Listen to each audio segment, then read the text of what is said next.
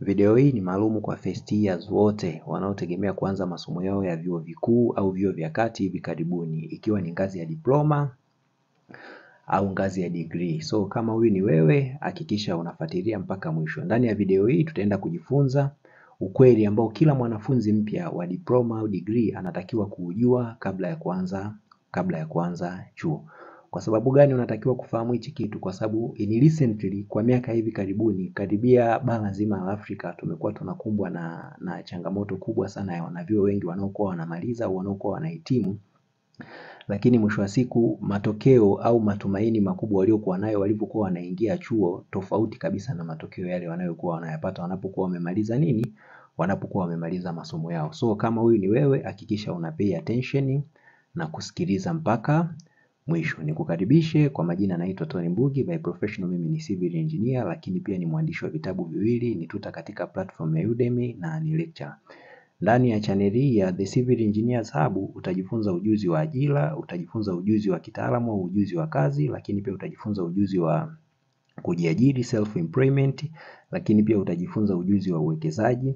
Na channel hii ni maalumu kwa ajili ya members wote wale ambao wako kwenye civil engineering professional, nikiwa na maana ya wanafunzi, graduate, self employed, lakini pia na wale ambao ni employed. Ndani ya channel hii utajifunza mbinu mbalimbali za kufanikiwa kutafuta na kupata kazi katika makampuni binafsi na serikali kama civil engineer au civil technician, kujiajiri kwa kutumia taaluma yako, lakini pia kuwekeza nje na taaluma yako, kutengeneza na kukuza kipato kama civil engineer au civil technician, ujuzi wa ujenzi kiujumla, makadirio ya materials za ujenzi, kusimamia site, ujuzi mbalimbali wa kitaalamu, lakini pia jinsi ya kufanya vizuri katika masomo yako. So kama ni mara yako ya kwanza, basi hakikisha una subscribe. So jambo la kwanza, ukweli namba moja ambao unatakiwa kujua wewe kama mwanafunzi mpya ngazi ya diploma au degree, kabla hujaanza chuo unatakiwa ujue kwa nini umeenda chuo. Basically kwa miaka hivi karibuni tumekuwa tuna changamoto kubwa sana ya wanavyuo wanaokuwa wanamaliza, lakini pia wakishamaliza wakiingia mtaani mategemeo waliokuwa wanakuwa nayo awali yanakuwa hayafikiwi baada ya kumaliza masomo yao. Hii ni kwa sababu wanavyuo wengi wamekuwa ni kama bendera fata upepo. Yaani wengi sana ukiwauliza kwa nini wewe unaenda chuo, mwisho wa siku mtu hata anakuwa haelewi sababu kubwa inayompeleka kule ni nini. Yaani kwa nini aende chuo. Wengi wao unakuta ukiwauliza wanakuambia ni utaratibu tu ambao tumezoea tumeukuta. Ukishatoka form 6 au ukitoka form 4 lazima uende chuo. Lakini mwisho wa siku ukimuuliza mtu kwa nini unaenda chuo, anakuwa haelewi kwa nini anakuwa amefanyaje, kwa nini anakuwa anaenda kusoma masomo ya chuo kikuu. Ndio maana mwisho wa siku unakuta hata mtu sawa ameenda ametumia gharama kubwa ya kusoma masomo aliyoyapata, kusoma degree au kusoma diploma aliyoipata au certificate anayoitafuta, lakini mwisho wa siku inakuwa haina msaada au haina matokeo au anashindwa kuitumia baada ya kurudi mtaani. Hii yote inapelekewa na kwa sababu kubwa kwamba wanafunzi wengi wanapokuwa wanaenda chuo au watu wengi wanapokuwa wanaenda chuo ni wachache sana wanakuwa wanaelewa kwa sababu gani inayowafanya waende chuo. Yaani wengi sana ukiwauliza hili swali ni swali ambalo unakuta hata wenyewe wanakuwa hawaendi, ila wanakuwa wanaenda tu ni kwa sababu wanafanyaje? Wanaenda. So kitu namba moja ambacho unatakiwa kukijua wewe kama mwanafunzi mpya, lazima ufahamu kwa nini unaenda chuo. Yaani purpose, lengo kubwa la wewe kwenda chuo ni nini? Wengi wao baada ya kujaribu kuwauliza unakuta kuna mwingine ukimuuliza anakuambia to gain self awareness, kupata experience ya maisha, kutimiza malengo, kuendeleza malengo yako, kuondoa ujinga, kupata ajira, kupata hela. Lakini pia wengine wanasema wamekaririshwa tu. So make sure, hakikisha unakuwa unajibu la hili swali. Sababu kubwa iliyokufanya wewe uende chuo ni kitu gani? Usiende mahali kama hauna lengo au hujui kitu aim kubwa ambayo imekuweka au inakufanya wewe uwepo hapo ambapo unatakiwa kufanyaje? Kuwepo. Kwa ili safari yako iwe ina mwelekeo, ili safari yako iwe ina maono makubwa, hakikisha unakuwa una nini? Hakikisha unaelewa sababu kwa nini unaenda chuo au kwa nini upo au kwa nini unasoma wewe hicho unachokisomea. Yaani ukishindwa kupata jibu la swali hili, mwisho wa siku hata kile unachokisomea baada ya kumaliza ukifika mtaani kule usipokutana na matarajio yale uliyokuwa nayo, lazima maisha yakuchape. Ndio maana tunajikuta tuna wasomi wengi sana ambao mwisho wa siku wanakuwa wamepata elimu, wamefika mpaka vyuo vikuu, lakini hali zao za maisha hazijabadilika, hazina tofauti na wale ambao waliishia la 7, hazina tofauti na wale ambao waliishia form 4, au unakuta hata wale ambao waliishia ngazi za chini kuliko wao wanakuwa wana uweni na wana nafuu zaidi tofauti na wao. So Hakikisha hauendi kama kipofu, hakikisha unakuwa unajibu la hili swali. Kwa nini unaenda chuo? Purpose for you to go to the college or to the university ni nini? Sawa? Kitu cha pili ambacho unatakiwa ukijue, uhalisia wa soko la ajira. Uhalisia wa soko la ajira tuliokuwa nayo sasa hizi, tumekuwa tuna vyuo wengi, tumekuwa tuna vyuo vingi sana, au tumekuwa tuna watu wengi sana wanao graduate kuliko nafasi ya kazi au nafasi ya ajira ambazo zinafanyaje? Nafasi ya ajira ambazo zinatokana. Naamini unaweza ukaona kauli mbalimbali za viongozi mbalimbali, lakini pia makala mbalimbali duniani zinavyosema, si ndio?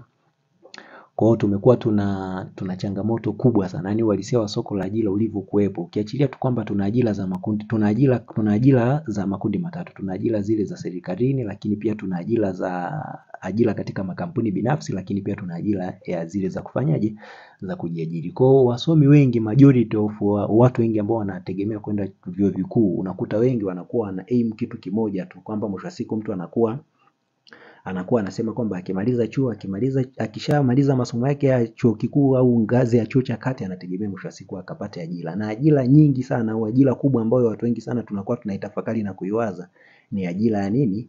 Ni ajira ya serikali. Na baada ya hapo tunafuata ajira ya katika makampuni binafsi. Ila watu wengi sana wanapokuwa wanatoka vyuo wanakuwa hawawazi kujiajiri wenyewe. Kwa hiyo uhalisia wa soko la ajira ulivyokuwepo ni kwamba hizi ajira katika makampuni binafsi, lakini pia hata hizi ajira ambazo ziko kwenye serikali haziwezi zikatosha watu wengi sana ambao wana graduate ukilinganisha na nafasi ya ajira ambazo zifanyaje?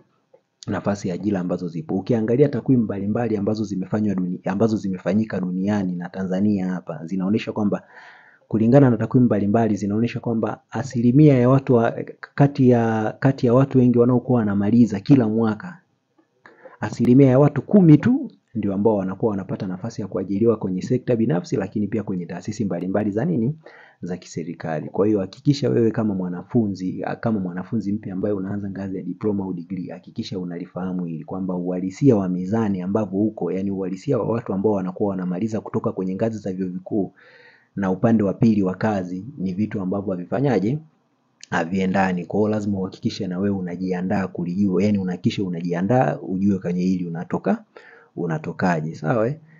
Lazima ujue kwamba tuna ajira katika serikali, lakini pia tuna ajira katika makampuni binafsi, lakini pia tuna ajira upande wa nini? Wa kujiajiri. Kwa hiyo lazima uhakikishe na wewe unajiandaa na uhakikishe unaufahamu ukweli, kwa sababu ndo hali halisi ambavyo imefanyaje? Hali halisi ambavyo ipo. Tuna vyuo vikuu vingi sana na tunatoa wahitimu wengi sana ukilinganisha na idadi ya ajira ambazo zinapatikana. Nikisema idadi ya ajira maana yake ni zote jumla kwenye makampuni binafsi, lakini pia na zile ambazo ni za nini? Ni za serikali. Ukweli mwingine ambao unatakiwa ujue, hakikisha unajifunza kujiajiri. Hakikisha unajifunza kujiajiri wakati bado unasoma. Naomba nikwambie kitu kimoja. Kusoma au kumaliza chuo kikuu na kupata hela ni vitu viwili tofauti kabisa. Unaweza ukamaliza chuo kikuu na bado mwisho wa siku maisha yakaendelea kukupiga vile vile kama ambavyo mtu ambaye hajasoma. Yaani wote mkaonekana mko kwenye level moja. Kwa hiyo kusoma au kuwa na elimu au kumaliza masomo yako ya chuo kikuu au chuo cha kati au kumaliza degree yako au diploma yako haimaanishi kwamba ukimaliza ndio unakuwa una uwezo wa kupata hela. Yaani kusoma na kupata hela ni vitu viwili tofauti kabisa. Yaani unaweza ukawa umesoma na bado ukashindwa kupata hela, na unajikuta yule ambaye hajasoma anaweza akawa amefanyaje? Anapata hela kuliko wewe. Kwa hiyo hakikisha unajifunza kujiajiri, au kwa namna moja au nyingine hakikisha unajifunza njia mbalimbali za kutengeneza pesa au kutengeneza hela wakati ukiwa bado umefanyaje? Unasoma, kwa sababu hivi ni vitu viwili tofauti. Nikisema basically kuna njia mbalimbali za kutengeneza pesa, kuna njia mbalimbali za kutengeneza hela. Kwa mantikio unaweza ukatengeneza hela na wakati ukiwa unasoma, lakini pia unaweza ukatengeneza hela hata kama hujafanyaje? Hata kama hujasoma, kwa sababu kutengeneza hela na kusoma ni vitu viwili tofauti. Kwa hiyo hakikisha unajifunza kujiajiri wakati bado unasoma. Au hakikisha unajifunza kutafuta pesa wakati ukiwa bado unasoma, ili kiasi kwamba ukimaliza ukikuta lile tegemeo uliokuwa unakuwa nalo awali wakati unaingia chuo na ukaja ukamaliza mtaani ukakuta maisha yako tofauti, unakuwa unajua kabisa unaweza ukasurvive vipi na unaweza ukaendesha maisha yako vipi. Na kuna njia zaidi ya 6 ambazo zinaweza kukusaidia kutengeneza hela.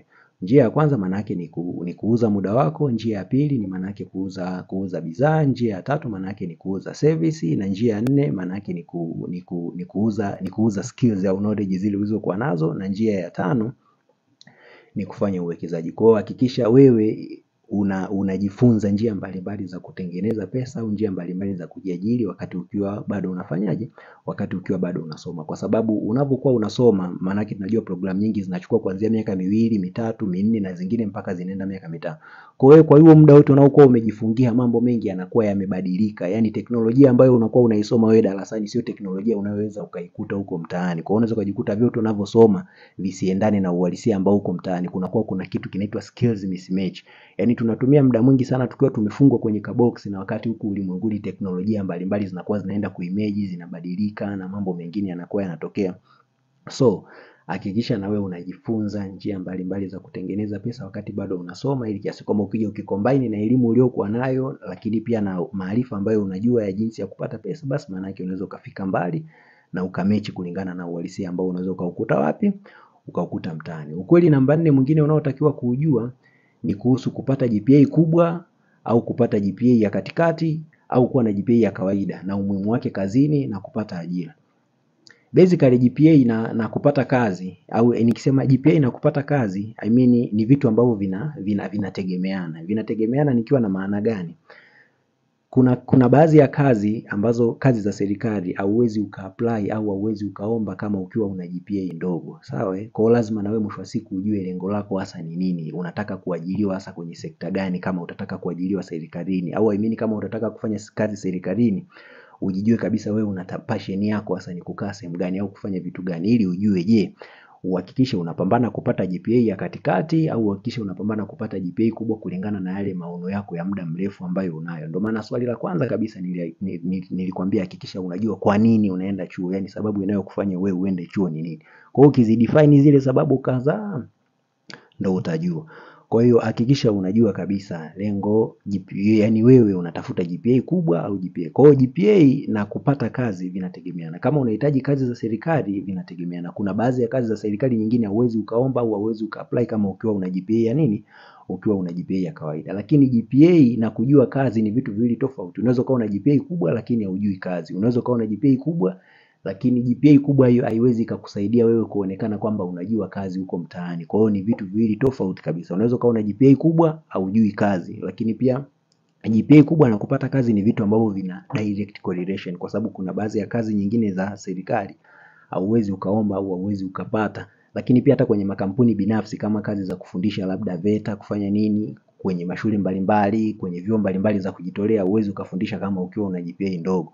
Kwa lazima uhakikishe unalijua hilo. Je, wewe lengo lako hasa la muda mrefu ni lipi? Unatamani kufanya kazi kwenye sekta gani hasa, ili ujue mapambano yako unayawekeza sehemu gani. Lakini haikugarantii kwamba kuwa una GPA kubwa ndio unaweza ukawa unajua kazi. Kwa lazima uhakikishe wewe una struggle vitu vyote, kwa sababu kwenye makampuni binafsi wanapenda mtu anayejua kazi. Kwa wakati unahakikisha unapambana kupata GPA nzuri na uhakikisha unajua kazi, usiwe mtu ambaye unakomba kutafuta GPA, mwisho wa siku haujui hata kile unachokisoma unaenda kukitumia vipi, unakiapply vipi, itakuwa haina umuhimu kwako, kwa sababu mwisho wa siku ukimaliza tunakuhitaji ukajiengage kwenye kazi za mikono, tunakuhitaji ukazalishe kulingana na kile unachokijua. Sasa kama unapambana kutafuta GPA na hujui kazi, inakuwa ni nini?